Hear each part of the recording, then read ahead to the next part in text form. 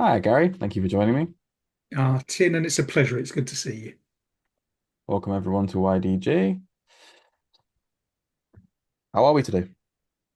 Yeah, doing pretty good. I've been unwell for a little while. I picked up one of those bugs that's going round, but I'm hoping today that I can be really here without coughing and spluttering my way through. It's all right. If you do, it's all right. No one really minds. I don't mind, especially. Good stuff. And I've got my hanky here too, so I will cough and splutter away if I need A to. gentleman indeed. So then, um, start off with my podcast is aimed at young people who are looking at AV as a possible career path currently. Do you have any tips for someone looking to enter the industry? Yeah, I do. I think Denise Hughes has been one of your previous guests. Is that Yes. right?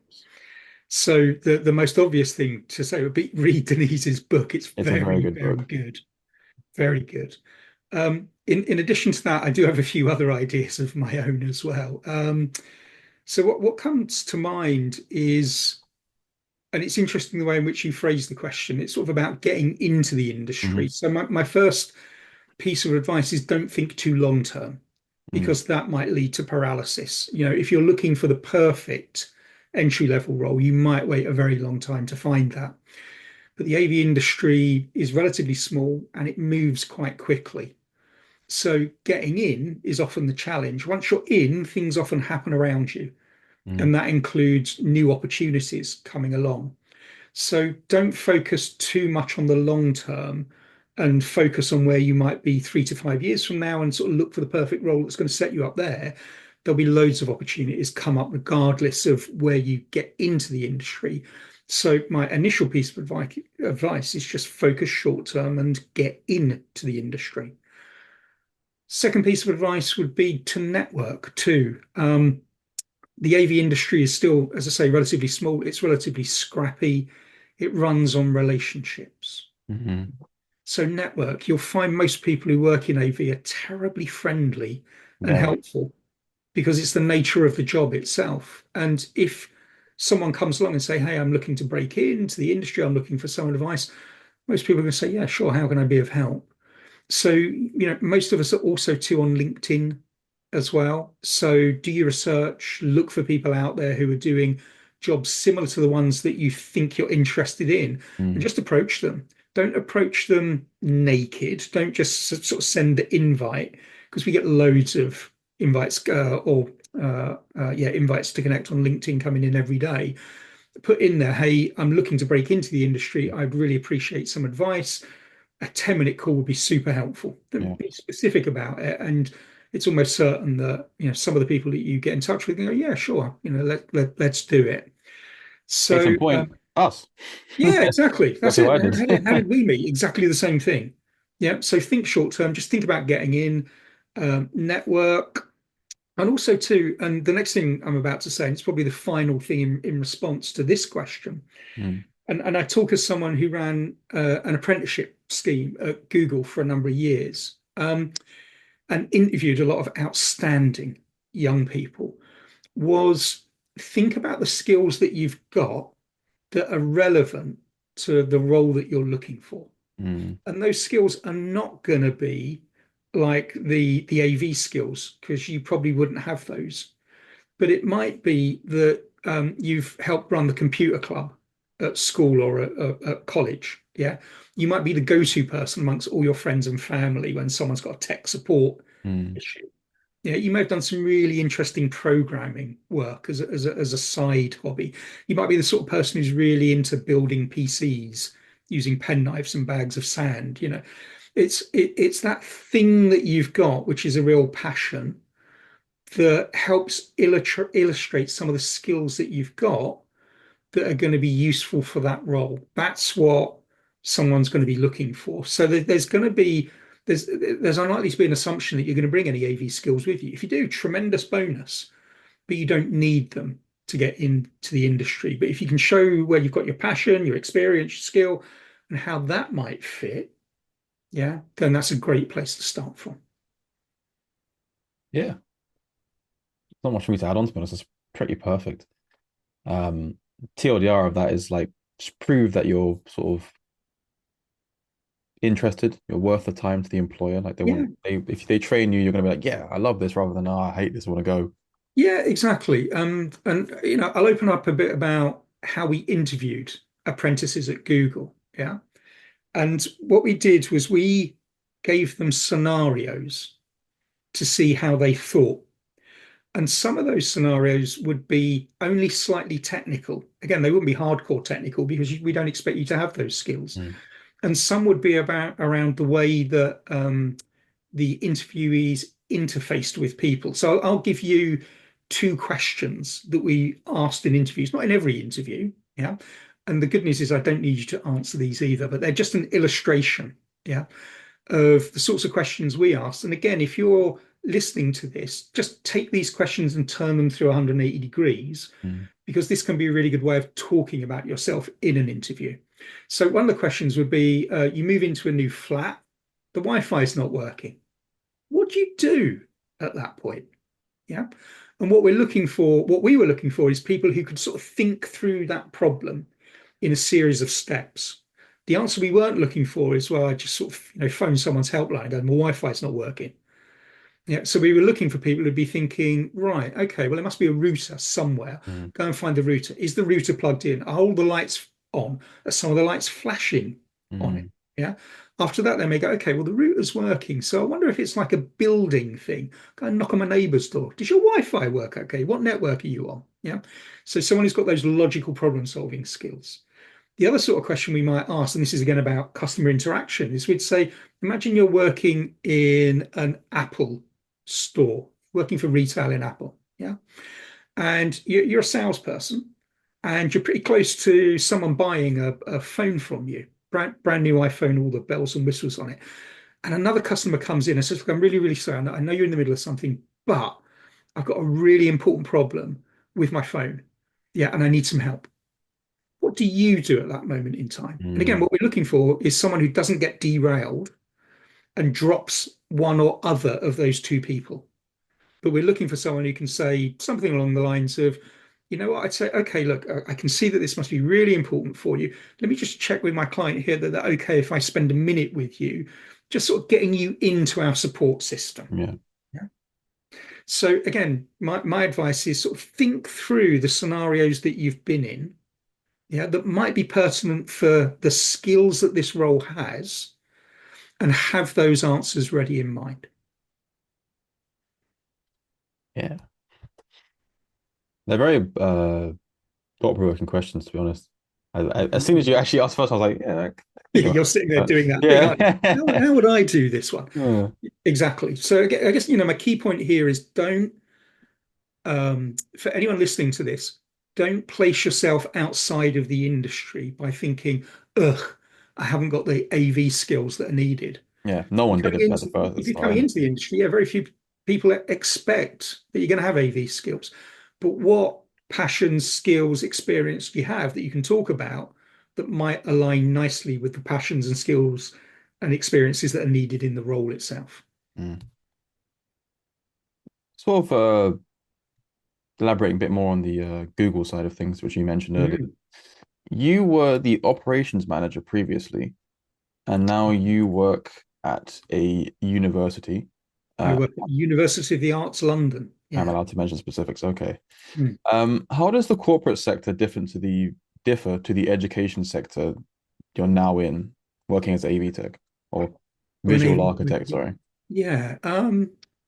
So I'm going to answer your question in a slightly different way because Google, when we were there, and I left Google coming up for 18 months ago. So I was there for nearly 8 years.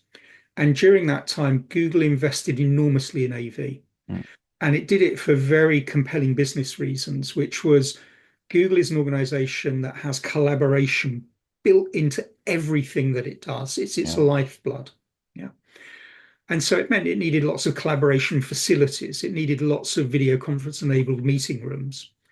By the time I left, there were 34,500 video conference enabled meeting rooms Oh, yeah, across Google. sorry, say that again. 34,500. Yeah. And so how you design those, install those and support those at scale, and how you change those at scale was one of the things I was brought in to help do. So Google is a bit of an outlier there in that it did a lot of really heavyweight thinking and work on what it was trying to achieve. So it was incredibly proactive in this space. And it wasn't like a lot of organizations sort of reactive here. So I'd actually sort of take Google and put it slightly aside of many, but not all Yeah. corporations, in that it had a really clear sense of strategy in and around AV, which linked into a really clear sense of strategy when it came to technology. So I worked in IT. AV was part of IT within Google. And our mission statement was that it was our task to make Googlers uniquely productive. Googlers are people who work for Google, they're Google employees. And that was it. It was that straightforward. Our task is to make Googlers uniquely productive.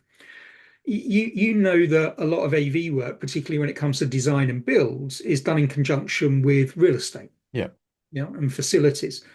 Their mission statement was to make Googlers uniquely productive as well. So we had the same mission statement. So when you've got a really clear sense of direction, it makes life quite a lot easier when it Mm. comes to deciding what you're going to do, what you're going to prioritize, and what it is that you're actually going to deliver as well. Particularly again when you've got aligned mission statements with your stakeholders. So I think in that sense, I'd sort of pull Google out of the corporate environment and almost put it off to one side. Mm. Um, but how it compares to UAL is that they're both very collaborative environments. In both, I'm working with a lot of smart people.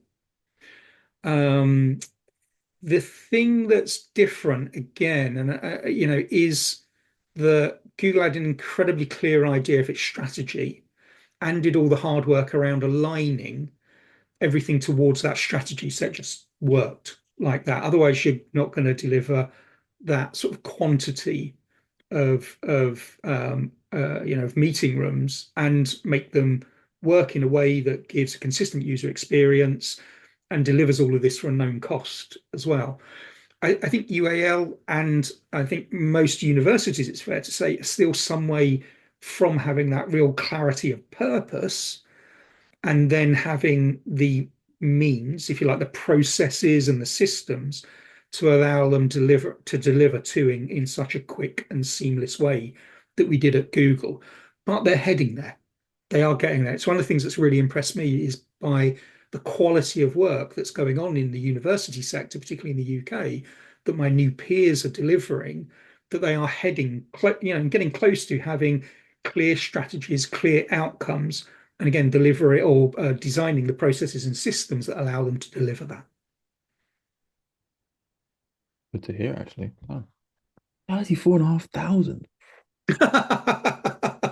Jeez, man. It's a big So number, isn't many. it? Oh, how big was the team, if you know what I'm asking?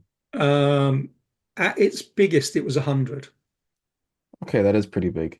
Damn. but its sort of average point was around 40. Yeah, that's the same. Wow, I think you guys Yeah, yeah. excellent team then. Jeez, Louise. Yeah, yeah, fantastic team to work with. Again, incredibly smart people, risk takers, willing to Mm, fail, willing to sort of tear up a lot of the status quo yeah, within AV as well, and to try new ideas and to try things in different ways. So yeah, fantastic place to work. But enough about Google. yeah. Yeah, fuck Google. Um, a little bit deeper into the educational sector. Mm, It's a big one for the audiovisual industry, obviously, because mm, teaching areas can be mm, AV areas, assemblies. Basically, every part of it can have in some way have some AV. mm. Could you give us sort of an overview of your, say, day to day? Yeah, sure. I mean, I I work at UAL, University of the Arts, London. I put the emphasis on the arts. We deliver a creative education, Mm, and that was part of the attraction for me to move there because the work we do is not straightforward in an AV sense. So a lot of university teaching is delivered in a certain uniform style, which is a lecturer at the front with lots of students sitting in fairly ordered rows of seats taking notes. And and that lecturer will be delivering content, which will typically be on a screen behind them, mm, and that will be a mix of media, but it's all relatively straightforward to sort of see and respond to. And you can record lectures, and what you record is easily captured and then replayed later for people who couldn't make it, or for people who may want to go back in and sort of do a deeper dive. Yeah, that's a thin slice of what we do. So some of the real challenges we're working on at the moment from an AV point of view is that we have large, what we call studio spaces. So studio spaces are big open spaces. They tend to seat 50, maybe 80 people in them. There's no fixed seating. There is a point from which something like lectures are delivered, but that teaching might only be a few minutes in what could be an hour-long session. Yeah. So you might start off with a whoever's leading the session sort of setting the scene. Yeah. All of that needs to be captured for recording and subsequent viewing, but the work itself goes on in small groups who arrange their own seating. Yeah. And they're then working collaboratively together, and they might be working in a different range of media. So some of their work might be on laptops, but some of their work might be in 3D. Yep, they may have mm. done a design project and are bringing objects back into the room. And what the lecturer wants to be able to do is to sort of wander around between the tables and start conversations with individual students and discuss with them what they've done and why they've done it and critique their work and give feedback on it. And for that all to be captured within the room, so again, everyone can see what's going on without all having to get up, stand up, walk in, and pile in and be around Yeah, yeah. that conversation going on. And we'd like to be able to capture all of that at reasonably good video and audio quality. So you've got an enormous amount of variables in the room and lots of noise going on. And noise, I mean, in two senses, literally audio background noise and noise in that there's lots of other sort of conversations going on around it.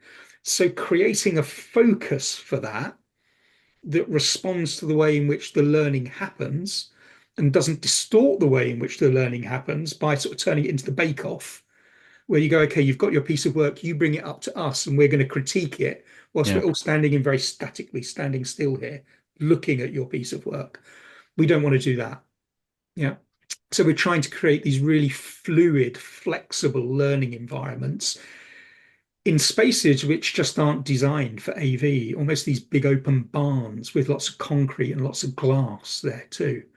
So for me, that was like one of the real interesting challenges that I wanted to get stuck into. And in a sense, that sort of is part of my day to day at the moment. It's sort of working through all these different learning challenges and creating a set of meaningful standards for them that again allow us to get to a point, a little like Google, where we're able to say, okay, the cost of delivery for that solution is this much. We know that we can roll it out across different spaces in our different campuses, and we can deliver a known outcome for a known cost in a known period of time. That open space sounds crazy to work in. Yeah, it is. Oh. It really is. And amazing work goes on there. Mm, Amazing creative work goes on there. And again, our challenge is not to get in the way of the work. yeah. Yeah, we don't want to create obstructions. And that just it does lead to some really interesting AV design challenges. Oh, cool stuff. Do you can you share with me anything you've done there? Yeah, so I'll talk at a high level about two approaches that we're taking because we don't know what the solution is. Mm, Yeah, and no one can. No one can sort of stand on the outside and accurately forecast what the solution is. So, knowing that we don't know what the solution is, we started two prototypes in two different spaces, working with two distinct design philosophies. Because we know the answers, and there won't be one single answer, there'll be a range of answers. We know the answers lie somewhere in the middle of these two approaches.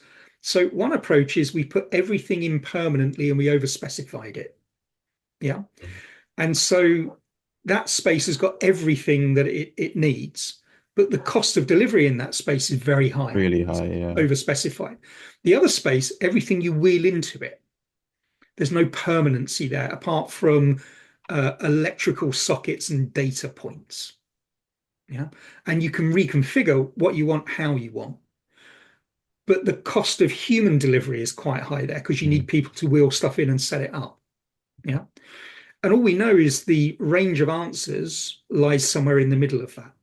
And we're going to learn from them putting these two installations in place. And we'll take that learning and we'll use that to iterate the next generation of designs there.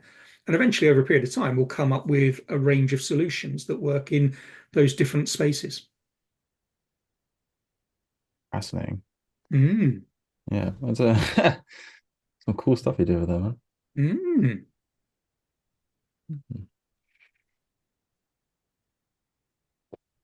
I guess this actually kind of goes into the next talking point is along with your university, how do you see the AV industry as a whole evolving over the next, say, 2 to 5 years? And what do you think we should be doing more to move forward? It's a big old question. It And is. so I'm going to narrow it down a bit and talk about, and again, just in response to your question, talk about corporate and education. And again, narrow it down really to talk about the spaces that we learn in and we collaborate in. Mm, So I'm gonna, to a great extent, sort of ignore the live event side of things, the streaming side of things. I might come back to that a little bit. And also like the public display mm, side of things too. So I'm just going to say, don't know, don't really have a strong opinion on those. I think I don't think there's going to be an enormous amount of change over the next couple of years. I don't think there's much that's out there at the edges of what we do that's revolutionary. mm, Yeah. I think there'll be quite a substantial consolidation of a number of trends which have sort of bubbled up over the last 2 to 3 years. And they focus on like a sort of particular subset of use cases with AI, where you've got quite a lot of machine learning going on. And so the benefits that that's delivering to audio in terms of having much more flexibility around having one or two devices in a space that are able to be programmed to pick up high quality audio from certain points in acoustically difficult environments.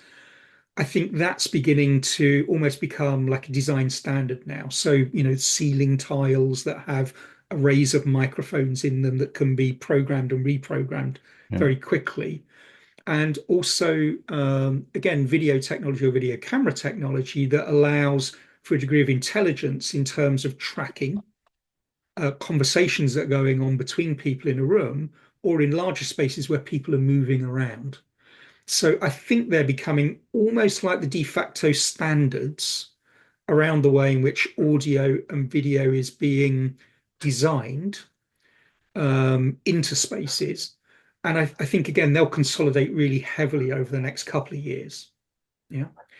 Um, I think what might change, not what's being delivered, but how it's being delivered, is some of the work that's just beginning to bubble up in the AV space around um, AI being used to augment some of the tasks that are being carried out by people in the AV space.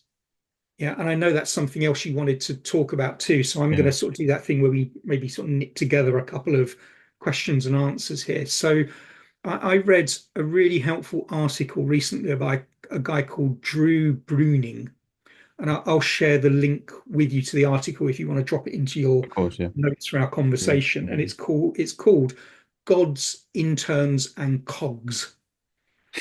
And what he does is sort of look at the use of AI through those three very different lenses. And if we sort of look at that or apply it to the AV space, there's lots of cogs.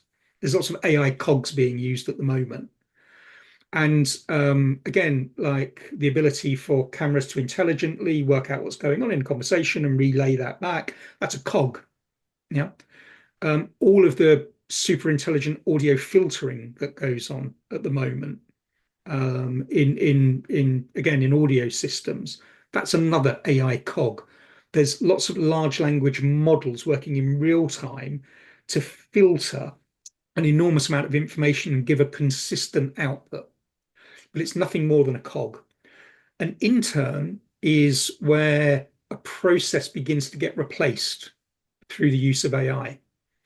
And I think that's just starting to happen. If anyone out there watching this is sort of on, is a little more experienced on the customer side, any tender response they've read recently, they'll know that AI is being used in lots of tender responses Yeah. at the moment. I see it too. The consistency of language is amazing with tender responses that are coming Yeah. in. So, Claude, Copilot, ChatGPT are being used a lot at the moment to not replace salespeople, but to augment them by giving them a series of tools that allows them to write pretty comprehensive and pretty sophisticated commercial propositions and tender responses. So that's like one example of where, in a sense, you're saying to a salesperson, we're going to give you an intern. Yeah. And your intern is this software package and tell it what to do, and it will go and do things for you. And so we're seeing it in sales. I think we're going to start seeing it in design. We're going to start seeing it in project management too. I think one of the things that might be a good thing, might not be a good thing for the AV industry is its small scale as well. So I think it's a loss leader for any single manufacturer or player in the AV industry to create an AV specific model set. Yeah. That's typically a multi-million dollar investment. And I'm not sure that any individual player in the industry has the economic motivation to go out there and fund something for the industry. So it may be that when I sort of talk about this concept of an intern, like being able to replace a complete process, I think that might take quite a lot of time in the AV bits of the industry that are less like IT. The bits of the AV industry that are more like IT, I think that's where change might happen more quickly because the IT industry has significantly more scale Mm. than AV. And there's economic incentives there for big players in the IT industry to replace a lot of day-to-day work through the sorts of tools that I'm describing here. So when we go back to your audience thinking about, oh, what direction might I want to go in? There could be an argument to say stay away from things that are a little more like IT in the AV industry because they're more prone to be not necessarily replaced, but significantly augmented by AI tools that act like interns. Sorry, that's a really long answer, but I Very interesting answer though. hope that made sense. Yeah. Expediting single processes with AI. Fascinating. Yeah, so think about design, think about project management. They're the tasks that it might be more of a struggle to make it up through um, career development Yeah. in those fields. Not similar to the way that it's happened in the past. You would come in as a junior, you'd spend a couple of years learning your trade, you'd be given a bit more responsibility as you go on, and eventually you're like, yeah, you know what? I can take my stabilizers off. Mm. I'm no longer an apprentice in the broader sense of apprenticeship. I understand this. I'm turning from an apprentice into the master who trains the next generation of apprentices that come through. I think that model of learning is going to disappear. The upside of it might mean that you get an awful lot of responsibility, but some really good tools that help you Mm. early on in your career. And again, I don't know, it's too early to say yet the direction that might take. What to think about. lot to think about. Yeah. Going back to sort of the entry level, as we Mm. uh as we both know, basically everyone in the AV industry ends up tripping and falling into this and going, "Oh, this is pretty nice. I'll stay here." How did you start? I almost fell into it. I did have a bit of planning there. So I'm, when I was a kid, my holiday job and my Saturday job used to be with my dad, Mm. and he ran a stall in a street market in Soho. Hmm. And Soho was then and still is, to a great extent, like the center of post-production for both film and television, and a little less, with regards to audio, Hmm. or radio. And so I was brought up around a lot of people who worked in that industry, and I was just always interested by it. But it became my second job. So I went into publishing to begin with and found that I actually really disliked publishing.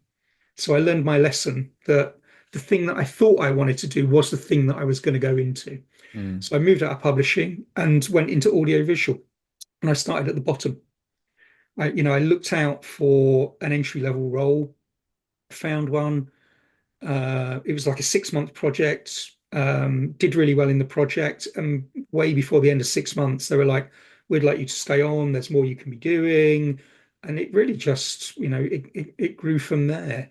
So I think even though my journey was a very long time ago, I think the process I went through is not dissimilar to the one that your audience is going to be going through, and that in a sense we spoke about at the very beginning of this conversation. So, my lessons learned were really valid for me many, many years ago, and I don't think those lessons have changed that much since then.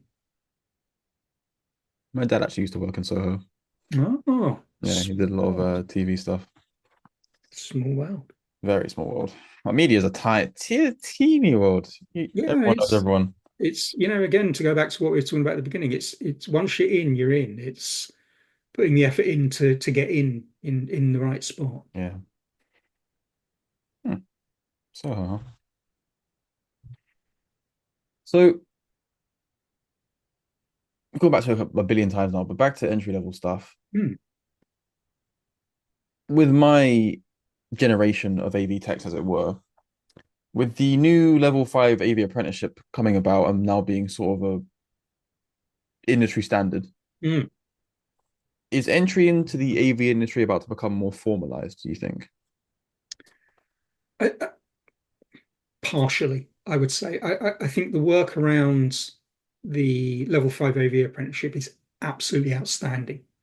It's long overdue, and again, huge kudos from me to those who've been involved in it. I remember Mm. having a conversation with Jack Laidlaw, maybe like 2015, about his initial plans on that.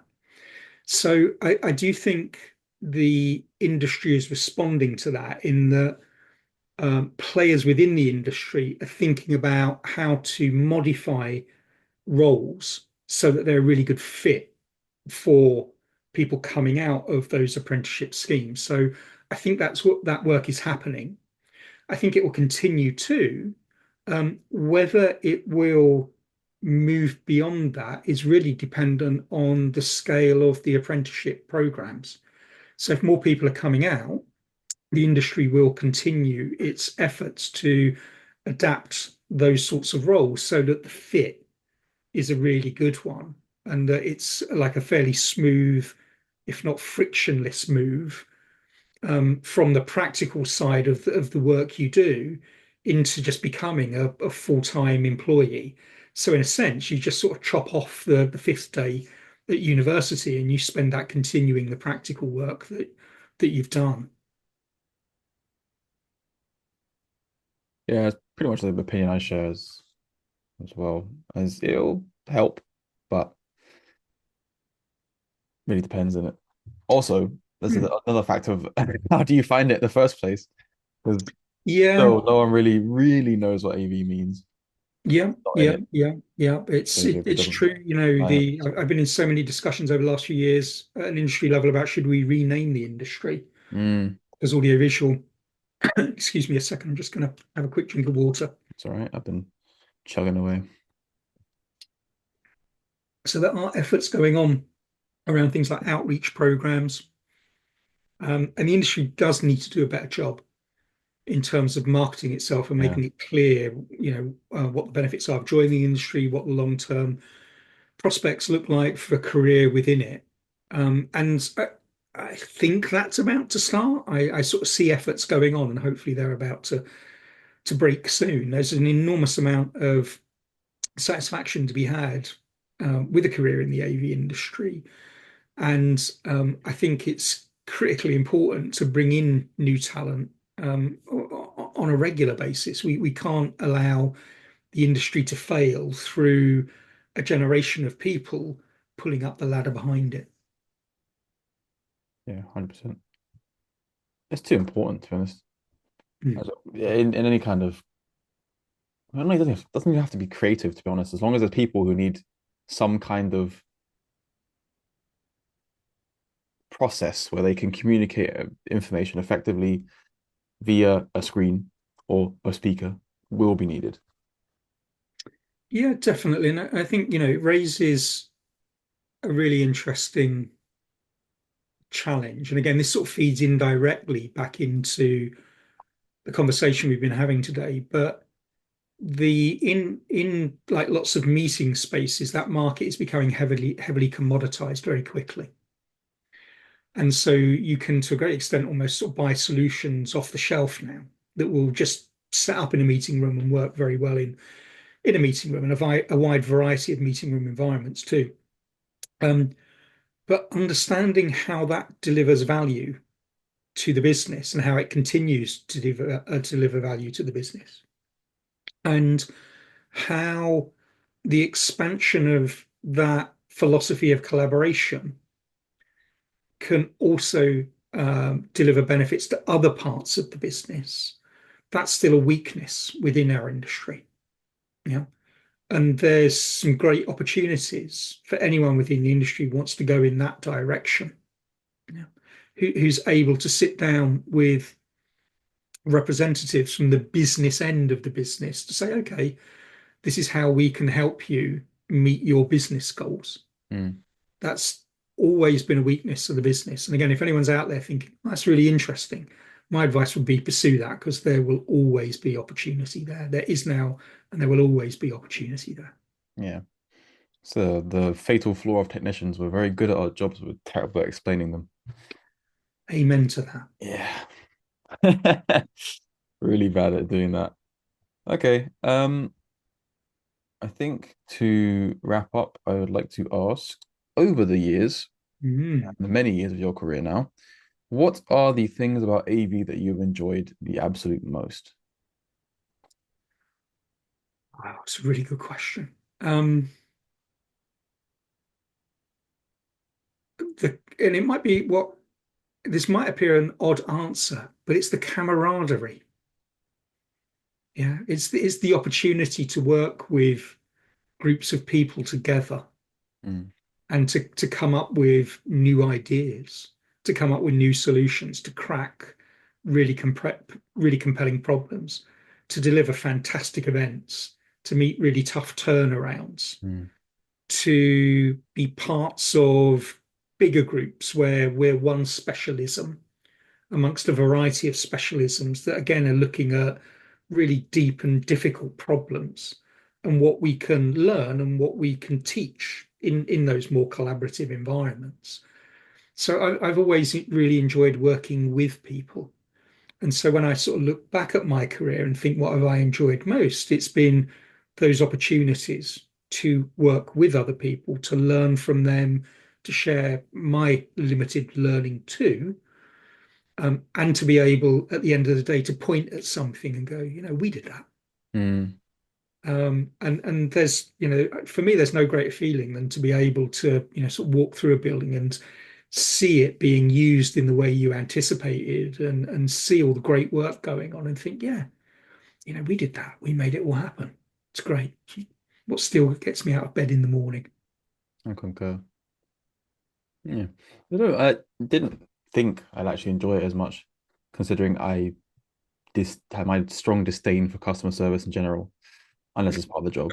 But I actually really enjoy seeing people use the stuff and sort of, they leave the event with a smile, or Yeah. they are like they're a lot less stressed after their meeting's over because everything went well. That's always very, very fun, actually, I think. And typically they're in a good position to engage at that point, and there's an awful lot you can learn from them. And I'll tell you again what might appear to be a very strange story, but this is about my dad. Hmm. So again, my dad, he ran a fish stall in a market. Yeah. And my dad's customers were from enormously diverse communities. Yeah. Yeah. And so my dad used to say to them, "What are you going to do with that?" And they would tell him how they're going to cook it. So my dad built up this enormous repository of recipes for fish from all across the world in his head.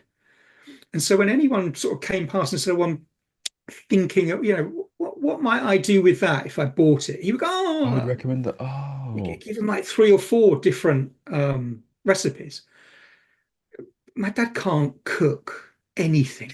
He yeah. burns toast, but he listened to his customers. Yeah. And so again, I guess my sort of slightly surreal tip on that one is listen to your customers. Hmm. And you're right, you don't have to love customer service, but if you've done a good job for customers, they'll love talking to you about what went well. And that is the really valuable learning. Yeah. And you can do a tremendous amount with that knowledge. So don't think about it in terms of like, oh shit, it's customer service. Yeah, Think about it, what can my customers tell me about what went well? And how do I take that? How do I store it? How do I learn from it? How do I reflect on it? And how do I build a repository of knowledge that's a really valuable asset for me and for my customers? 100%. 100%. Yeah. That was my main takeaway in my first, say, year. Eventually, I was like, okay, not great, but I must. And when I do it, it's extremely valuable. Yeah, You know, oh, that, I don't know, that transition worked really well. Thank you so much. I'm like, oh, okay. That for that kind of event, I get it now. exactly. Yeah. Yeah, Those lights on the wall, really nice. Oh, okay. I see yeah, what you mean. Yeah. yeah. What is it about those lights that's really good? Mm, Yeah. Oh, they do this, they do that. yeah. Ah, and so that's important for you. Yes, it is. Can I ask why it's important? Ah, because if they do this and they don't do that, Yeah. then I get this out of it. Okay, that's great. Thank you. Good stuff. Right. That's And it about all it. came from fish. It all came from fish. Humble beginnings, elite endings. Fish I'm going to talk. share the link to this with my dad Yes, as well. that would be nice. I hope to say hello, Mr. Keene Senior. How you doing? Thank you for joining me, Gary. It's been a real pleasure. I really enjoyed our conversation Me today. too. Goodbye, everyone.